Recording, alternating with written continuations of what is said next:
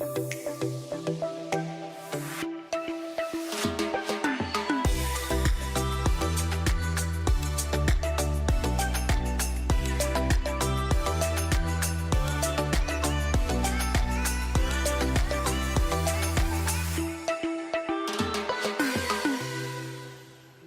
man, what's up, guys? I'm so excited that we get to start summer 2 together as we continue in the life of Abraham. If you haven't been here for the series so far, then you can go on our app and get that, and you can catch up on the series that way. But man, we're going to be in Genesis chapter 16 today, so I hope that you have a Bible with you. If not, the verses will be up on the screen behind me. But we're going to be in the first 14 verses as we're going to be camping out in our moments together. But to kind of set up the message tonight, it was really a study that happened from 1990s all the way to the release of the book in 2010. But there was this breakthrough study that came out from these cognitive psychologists by the names of Dan Simmons and Christopher Cabris. And they did this massive study where they looked at how our attention works as a people. And so they had people come in, and one of the main things it did was they had them watch this 1-minute video. And instead of explaining it, I'm going to have us do the attention test that they gave everybody else. Y'all ready for the 1-minute test? Yeah. All right. If you've already seen it, don't give it away. This is a test of selective attention. Count how many times the players wearing white pass the basketball.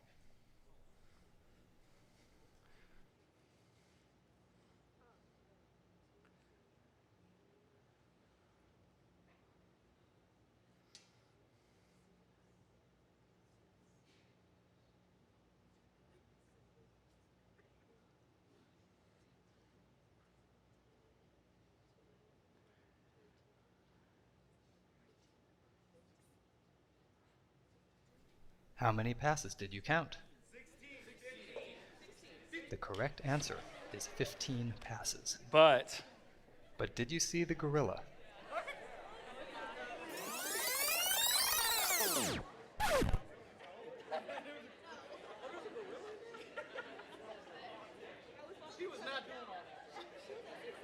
all right. First of all, who got the number of passes correct? Who did not get the number of passes correct? All right, who did not see the gorilla? Okay, so a lot of us. So when they actually did this, I showed this to my wife this week, and she also did not see the gorilla. It's kind of crazy, though. It's bananas, if you will, because it's a gorilla. Okay, all right, time to quit monkeying around. I get it, okay. But it's crazy that he can walk into the middle frame and go, and I somehow miss it. Like, it's the way that our attention works. It's called selective attention is what it's called, selective attention. Now, maybe you're going, well, what does that have to do with the Bible? Well, the reason why I start there is because the title of tonight's message is, Do You See? Do you see? And just like in the video, in our relationship with God, if we're not looking, if we're not focusing in, we can miss seeing the God who has actually been looking at us the whole entire time. We can actually miss the God who sees us. And I don't want that to be us. And so we're going to dive into this passage tonight that's really going to dive into the truth about how there is this God who sees us if we will just look. I'm going to talk about what does that look like in our lives. And specifically, we're going to see that God meets us in our mistake, that God hears our hurt, and He ultimately sees us in suffering, and He joins us in the midst of it. So Genesis chapter 16, verses 1 through 14. I'll read it, and then we'll kind of track through it together. Now Sarai, Abram's wife, had borne him no children. So just to catch you up really fast on what happened with Abram, who's going to become Abraham later on. But Abram, he's called by God, and God makes this crazy covenant with Abram and says that your descendants are going to be as many as the stars in the sky.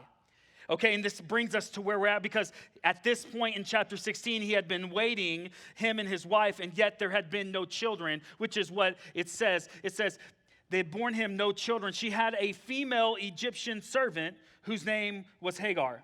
And Sarai said to Abram, behold now, the Lord has prevented me from bearing children. Go into my servant. What? It may be that I shall obtain children by her. Now, this is actually, it seems so weird to us. We're like, man, this is a Dr. Phil episode waiting to happen. But this was actually a common practice in the current culture that they're in this biblical time period. And if someone could not have a baby, they would give one of their servants to their husband to have the lineage go on through her. Still not God's design and not how God would have it. It leads to problems, shocker.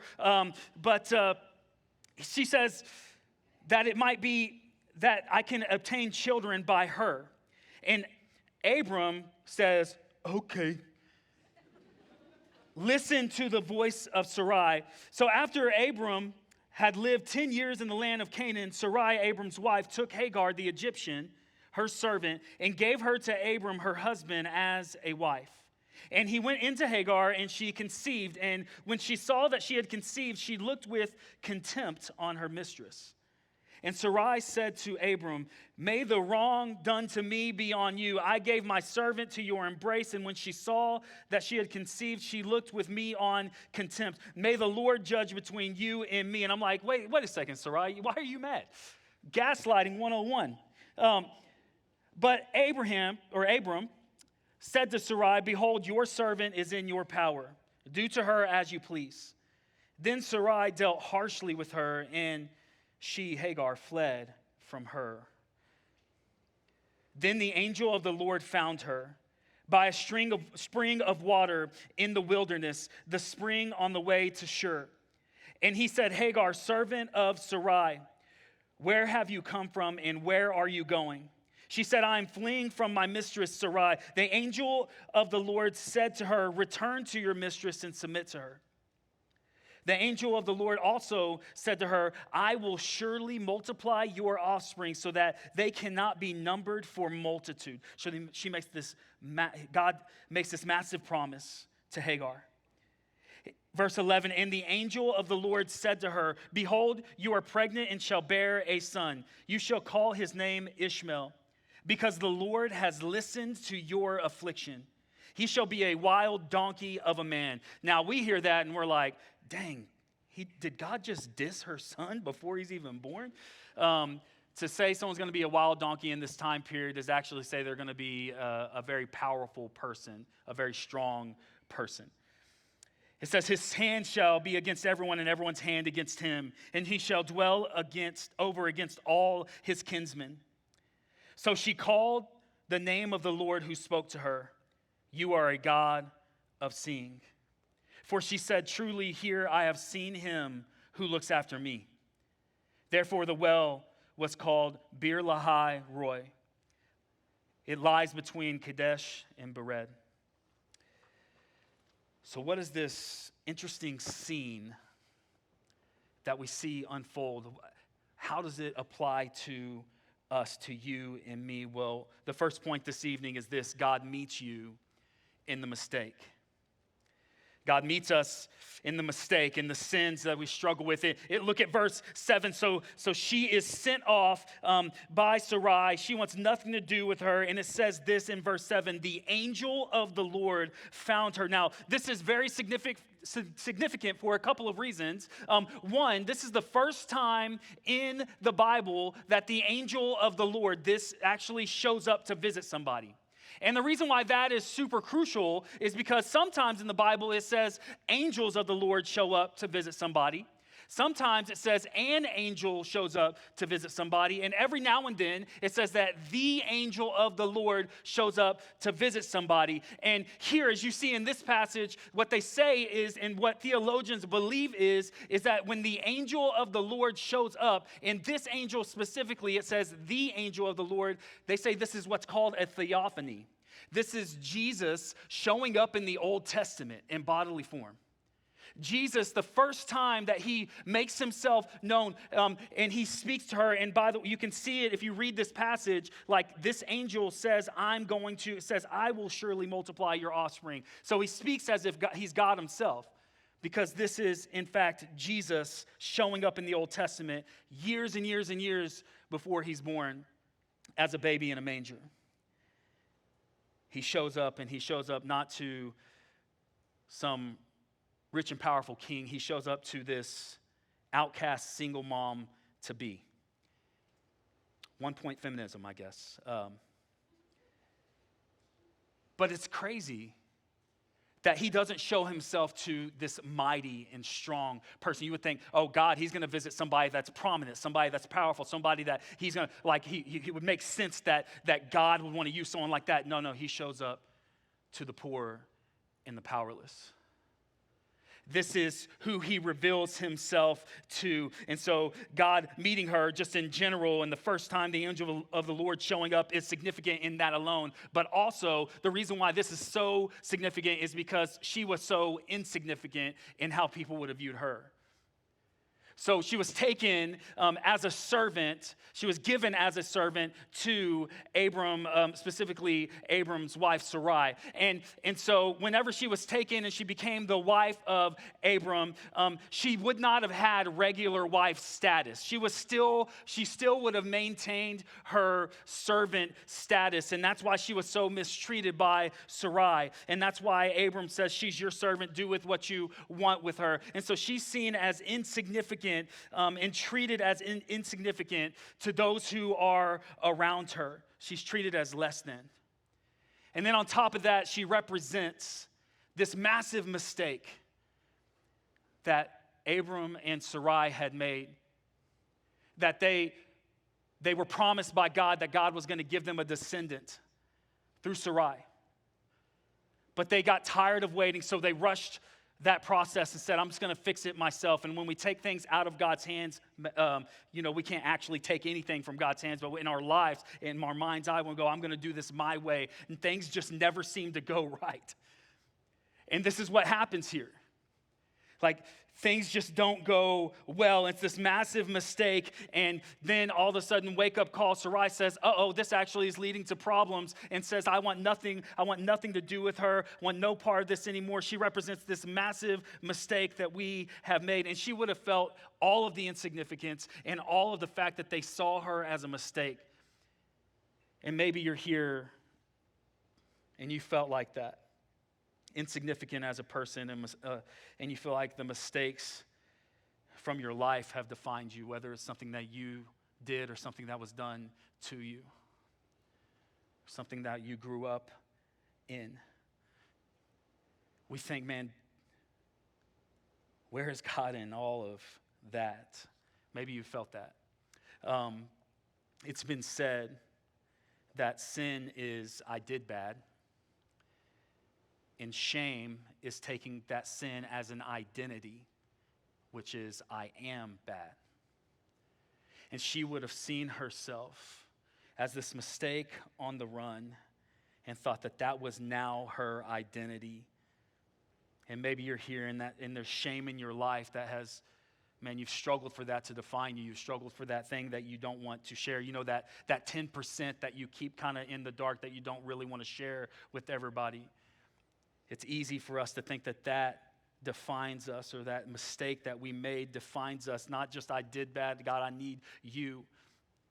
But I am bad. I'm defined by this now. This happens when we stare at our sin, and we just stare at it. And it's kind of like whenever we're watching them in the white shirts trying to see how many times they passed that ball. Like, that's what got their focus. That's all they could look at. So they missed the gorilla. And what happens is we stare at our sin, and we stare at our sin, and then that sin starts to grow into this place of shame where it now defines us, and we miss our Savior if we're not careful. And we've got to understand this, like, man, what in your heart, you have it wrong if what you have done in your life is bigger than what he did. In your heart and my heart, man, we have it wrong when what we did becomes greater than what he has done, namely the cross, when he was dying on the cross for us. It's been said that all of our man, all of our sin and unrighteousness was hung on Jesus as he was hanging on the cross. And because of that, when we say yes to him, all of his righteousness and blamelessness is hung around our necks like this necklace of grace that we get to now wear. But what happens is, man, we struggle, don't we? We struggle to believe that in the face of our sin. We struggle to believe his love in the face of our sin. We struggle to believe his grace in the face of our shame. And I think, man, it's crazy how shame hits us at a pretty young age. So, like, this is a couple of years ago, but our daughter, Bridget, she had gotten in trouble for, like, it was like a classic, she yelled back at us or something like that. It wasn't like she gave us the middle finger or something. It wasn't like, she's 10, that'd be crazy. She would not be here. No, I'm joking. It's not like that. But it was like not this big deal, and we go, okay, it's okay, and she says sorry, and we're tucking her into bed that night, and she goes, Daddy, Mommy, do you still love me? And I go, no, baby. I'm joking, I did not say that. No therapy needed at this point, I don't think. Of course I didn't say that. I was like, yeah, of course, like I'm your dad. Like I was like, baby, you're gonna do way worse than what I have. I mean, just trust me. Like, I understand, and like, of course I forgive you. We're always gonna be able to restore a right relationship. But what's crazy in our lives, like we see a father and his kid, you're like, that would be wild if he was to be like, no, we're done. You need to move out tomorrow. That's not what dads do. It's not what a good dad does, at least. If that was your story, man, there's therapy and we can get you connected. Definitely need some counseling. But we think that that's what God's going to do to us. As we go through life, we start to really doubt. We start to stay, like in our hearts, our shame gets bigger than our Savior. What we did gets bigger than what he has done, and it leads to all kinds of problems. And we struggle to wear the sin, the thing, the mistake as an identity. Years ago, at this point, like one of the first years that I was here, I'm saying that because this individual has never even been to our college ministry. Is the only reason I'm even bringing this up as an illustration. But I got connected with this girl, this college student, through like a friend of a friend of a friend that was connected to someone at our church. She had never been to our college services, but she was a college student, and they said, can you meet with her and talk with her? I said, hey, I would love to meet with her if she's willing to meet with me. And we sat down, and I could tell that she was kind of cold. She was kind of like, I don't know if I want to be here. And as she was talking, she shared that she had made the decision to get an abortion. And so she was talking with me, and I was trying to just share with her my story and how God had redeemed me and had done so much in my life. And I could tell that she was just kind of like, every time I started to talk about God, it seemed like she was almost numb.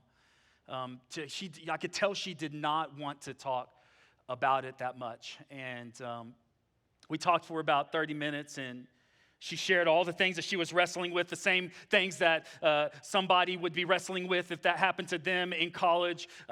She was like, man, is it wrong or is it my future? And like, I just made this decision and I don't even know what I'm supposed to believe. And we talked through all of that stuff.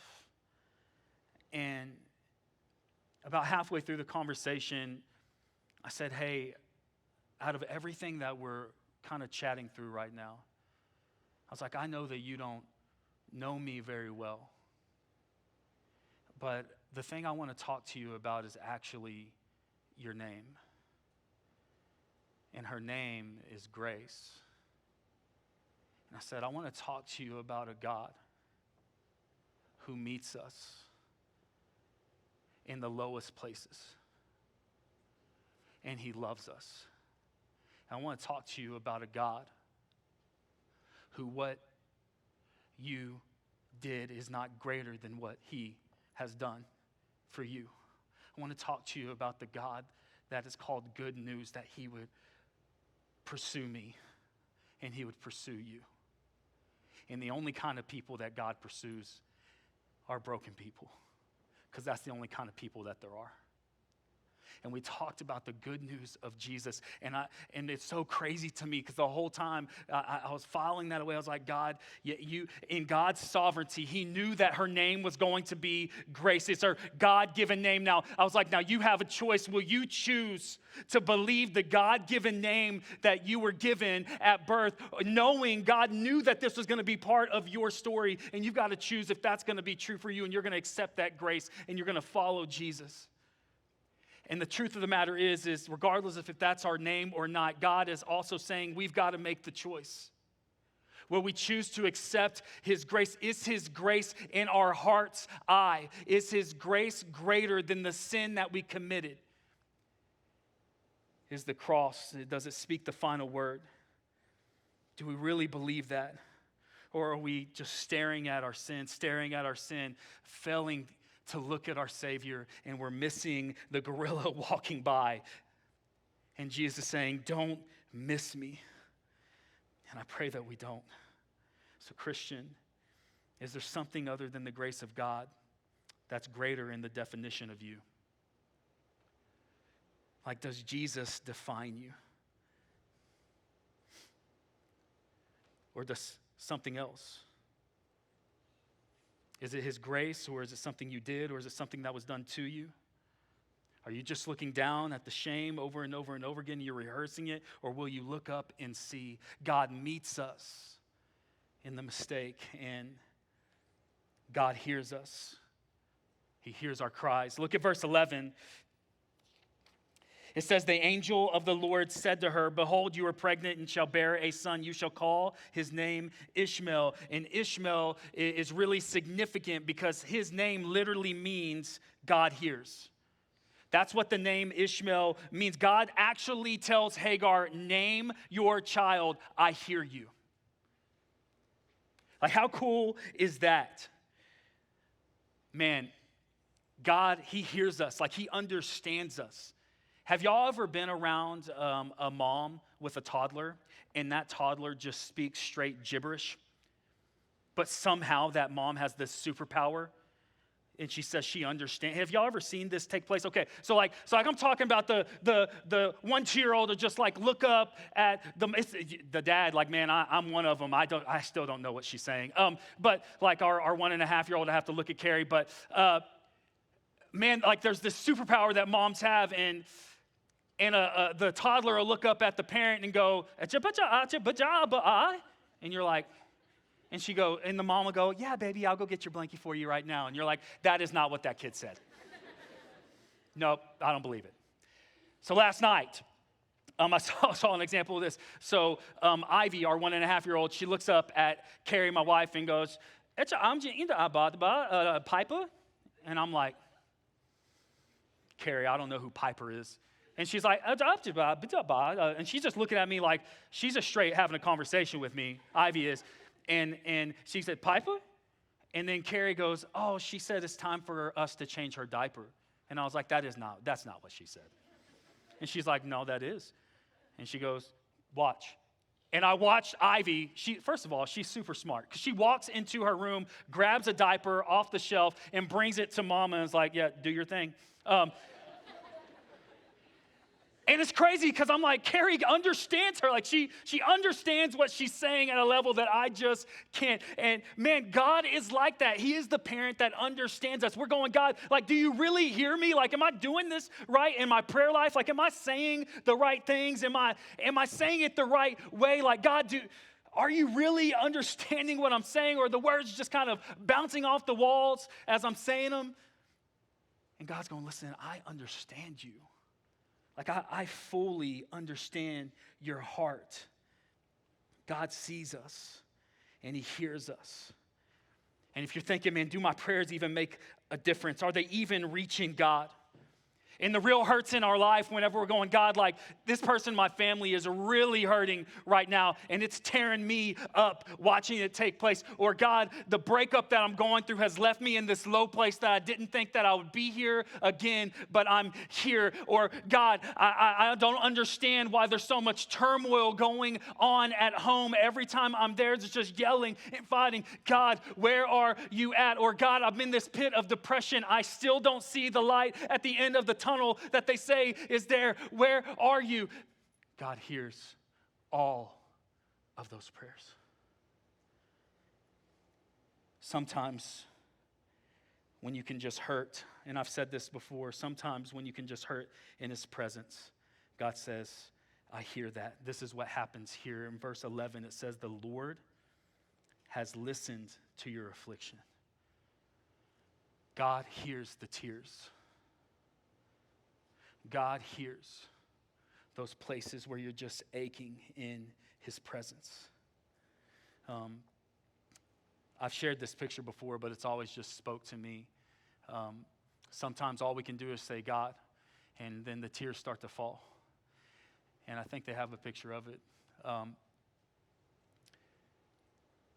And there's times that we go, God, I don't know what to say, but I know that I'm hurting. I know the tears are falling, and I don't know what else to do. And God says, that's all you need to do. I hear you.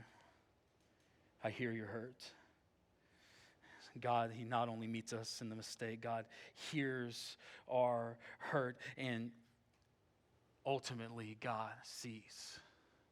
He's the God who sees us. God sees you in the suffering. Here's the last point this evening. Verse 13, if you look at it with me. This really unique verse in Scripture. Hagar, this single mom on the run for her life, she has this moment with God, and she says this, you are a God of seeing. For she said, truly I have seen him who looks after me. You are a God of seeing. This is the title of God. It's only used here in the Bible. This title for God is used nowhere else except for right here, and it's the title of God, El Roi, the God who sees. He's the God who sees us. And maybe you're thinking, I had a conversation even in the last several days with somebody that was just going like, okay, I've heard this, like God sees you idea. God really sees me though. And just kind of like, they started talking about, so there's like billions of people in the world, right? And the world's in a really big like galaxy that's in a really big universe, and you're saying like a speck on a speck on a speck, like yeah, like God sees me, like God cares about me. What? You're telling me that God loves me the same way that he loves everybody else? Like God loves me the same way as the person that's been pursuing him since they've been little, even though I made a mess of my life for years. That's part of my story. You're telling me that God loves me the same way to the same extent? That's hard to believe. Have y'all ever had that? We've wrestled with that kind of question. God sees me. I love what A.W. Tozer says. He put it like this. He said, an infinite God can give all of himself to each of his children. He does not distribute himself that each may have a part, but to each one he gives all of himself as fully as if there were no others. Powerful. And I think it's true. Scripture says it like this in Luke chapter 12, verse 6 and 7. It says, are not 5 sparrows sold for 2 pennies? Meaning they're not that valuable. And not one of them is forgotten before God. And then it says, why even the hairs of your head are all numbered. Fear not, you are of more value than many sparrows. He says, like, listen, I know the number of hairs on your head, which if you're going bald, maybe that's not that impressive. But God is saying, listen, I know every single detail about you. He pays close attention to every single one of us. But man, we battle because, man, like we think, okay, well, the fact that they're suffering, like she in the battle that she would have been having in this moment of just searing pain that she's not knowing what she's going to do, and God meeting her here, is a lot of people, they believe that when pain is present, what it means is that God isn't. And a lot of people struggle with that. Like when you're in pain is whenever you think, man, maybe God has left me. And those where those questions start to enter our minds and in our hearts. But the truth of Scripture and what we see even in this passage is your pain and God's presence are not mutually exclusive, but they're actually intertwined. That God actually meets us in the midst of the pain. And we see that in verse 9. God actually says, hey, for a period of time, you're going to go back and be with Sarai. That's what he says for her to do. He said, like, you're going to be in this harsh condition of a place, in this harsh environment. But know this, I'm going to take care of you. And I see you. And I hear you. And I won't fail you. Our pain and God's presence, they're intertwined. God's providence and our pain are intertwined. God moving in his story that he's writing is not mutually exclusive to your pain. And God has taught me this lesson, and man, a part of me wishes I could just like rewrite that point. I could be like, and if you call out to God, that God's going to save you from all of your pain. But that's not what the Bible teaches. But he does say that I'm never going to fail you and I'm going to take care of you. I hear you. I see you. I'm with you. And man, I've grown to really believe that we serve a God that won't fail. But the question is if it's really true that God will never fail, then why do we live like he will? Like if it's true for you and me that God's not going to fail you, why do we struggle so often to live as if he will?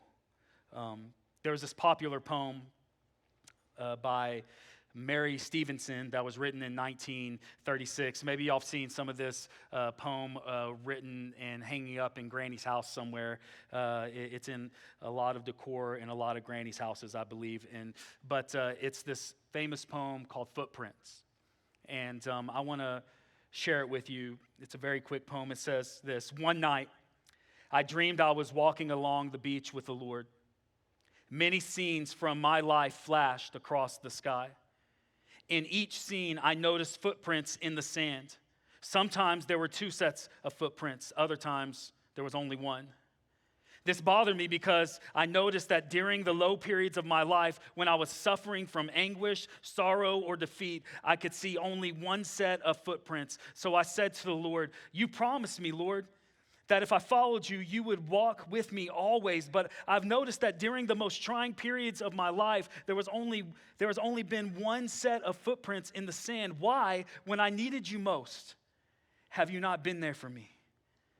The Lord replied, the years when you have seen only one set of footprints, my child, is when I carried you. And that's a famous poem for a really good reason, because there's times that we're going, God, I can't see where you're at, and God's saying, you can't see it yet, but I'm carrying you through right now. I'm with you, I care for you, I see you, and I'm present. Which leads to this kind of aha moment that she has. And so she says, like, God, you are El Roy. This is a title for what you are doing. You are seeing me. You're the God who sees me. And then in that second half of the verse, it says, truly, I have seen him who looks after me. Or put another way, I have seen the God who sees me. When there's only one set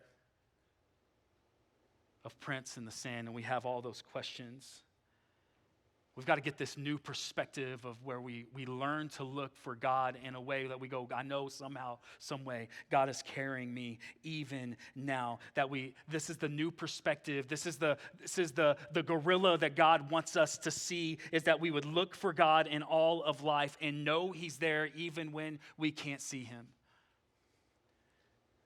This is faith. And this truth, man, it'll bring a lot of peace to our hearts. A lot of ceasing to the inward striving. And we can rest in this truth. Something that I did, and I want to invite you to do if you're taking notes, or you can just pull out the notes app on your phone and just write, God saw me when. And then ... God saw me when. I don't know what it would be for you, but it's just some things I just jotted down as I thought about my story. God saw me when Dad left us at the bottom of the stairs and didn't come back. God saw me when people would walk up to me and I would be in church as a middle schooler, and they would hand me a Bible or a book. I remember getting this book by Henry Blackaby called Experiencing God, and this guy was like, you're going to be a minister, and I was in middle school, and I had never even read the Bible for myself. He was like, you're going to be a minister, and I believe God's going to use you, and I was like, that's crazy. I should read this. I never read the book, and it's like, but God still like gave me that like, hey, like I believe God's going to do something with you, and then after that, God saw me when I ran from him. And I dove into sexual sin and the party life and just what the world could give me in the moment. And I dove into that for a period of time, and it left me empty. But God saw me the entire time. God saw me when we got married and started to have children, and I got to hold my kids for the first time. And God saw me when my wife and I experienced multiple miscarriages, praying that it wouldn't happen again, and it did. God saw me when I felt lonely, felt like I didn't have any true friends, and this is as I'm even in ministry. God saw me when I felt like the church was rejecting me. And I was going, God, where are your people at? God saw me through it all, and he sees me now. Now that's true for you too. God saw you and is seeing you now. God meets us in our mistakes. He hears our hurts and he sees our suffering. We don't want to miss God. Going back to kind of the beginning of this message, where they were just missing it. Man, I don't want us to miss God because we're looking at our shame in such a way that it becomes bigger than his grace. I don't want us to miss God because in our suffering we become overwhelmed instead of looking at the grave that was overcome by Jesus and the hope that is sure for us when he rose from the grave 3 days later, and he secured that hope for us, and he's alive today. I don't want us to miss God. So here's the challenge. So what do we do to make sure we don't miss God, that we see him? We learn to look for God, knowing that he's looking after us. We learn to look for the God who is looking after us. 2 Corinthians chapter 4, verse 17 and 18 says this: for this light momentary affliction is preparing for us an eternal weight of glory beyond all comparison, as we look not to the things that are seen, but to the things that are unseen. For the things that are seen are transient, meaning they're passing away, but the things that are unseen are eternal. And then Hebrews chapter 12, verse 2, I love how the NIV puts it. It says, fixing our eyes on Jesus, the pioneer and perfecter of our faith. For the joy set before him, he endured the cross, scorning its shame, and sat down at the right hand of the throne of God. Fix our eyes on the unseen. We look for God in all of life. We fix our eyes on Jesus, the God who sees us, the God who sees you, the God who sees you now, and saying, will you see me? Do you see him? Are you looking at him? He wants us to have an experience where we say, God, I know that you're there, and my heart's eyes are open now. So as we close, I want to invite you to do this. Would you close your eyes?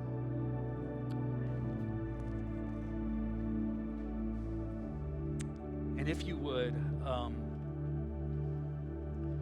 think about you at 8 years old. So you're 8 years old, and imagine that you're standing in front of the house that you lived in at 8 years old.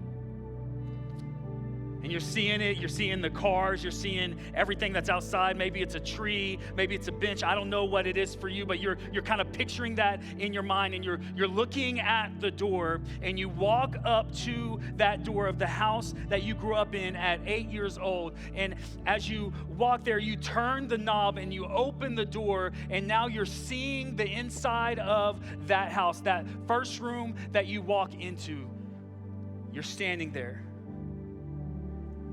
And you start to walk, and you're making your way through that house, and you go to the room that you grew up in, or the room that you were in whenever you were 8 years old. And you walk into that room, and you see little you at 8 years old.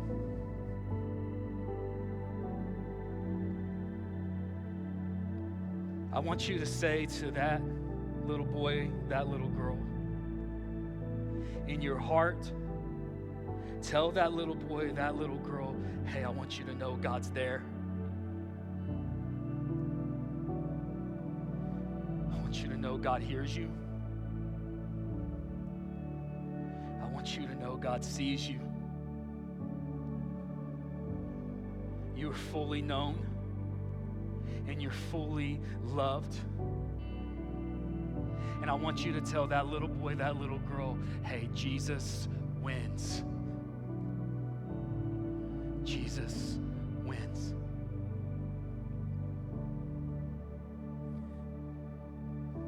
It says that we fix our eyes on him, and he endured the cross for the joy that was set before him. That joy was because he loves you, because he loves us. That joy was that he would be able to purchase me and you, and he did that by making the payment for our sin. That on the cross, as he's dying at that point in history, the timeless God of the universe is looking out looking across all the span of all time that will ever be, and he sees you, and he sees the moment that he rescues you. And as Jesus was on the cross, one of the things he said was, Father, forgive them, for they know not what they're doing. And he cried out, Father, forgive him. Father, forgive her. Enter your name. It was you. You are the joy that he was after, because he loves us with an unexplainable love. And he'll meet you in your sin and even save you now if you don't know him. He sees you. Christian, he sees you. Will you look to him? Will you look for the God who is looking after you? Jesus, I thank you that you're El Roy. You're the God who sees us.